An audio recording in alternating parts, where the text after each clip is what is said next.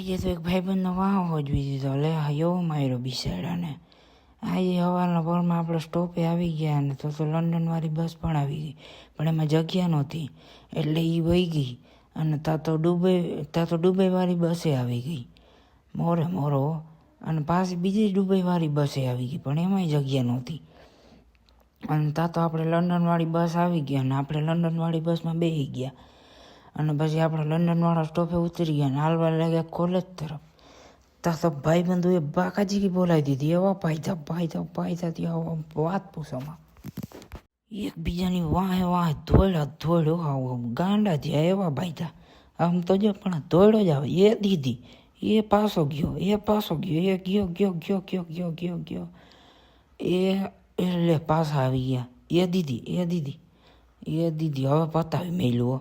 હવે આપણે કોલેજ પૂરી થઈ ગઈ એટલે પાછા વયા ગયા હવે આપણે લંડનવાળા સ્ટોપ તરફ. અને તો બસે આવી પણ એ બસે ઊભી જ ના રાખી કારણ કે એમાં જગ્યા નહોતી.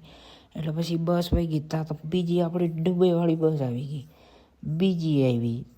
પછી બસમાં ચડ્યા તો હાવ ખાલી.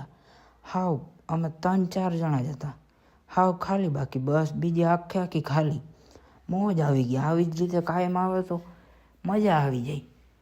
પછી આપણે ઉતરી ગયા આપણા સ્ટોપે અને પછી હાંજ થઈ ગઈ એટલે આપણે જવાનું હતું દવાખાને કારણ કે મને મજા નહોતી. એટલે પછી દવા લઈ લીધી અને પછી પાછા વયા ગયા દુકાન. ત્યાં તો એક કાળા કલરનો કૂતરો આવ્યો, રમતો હતો અંદર. હવે મળીએ કાલના વ્લોગમાં. લાઈક અને ફોલો કરતા જજો.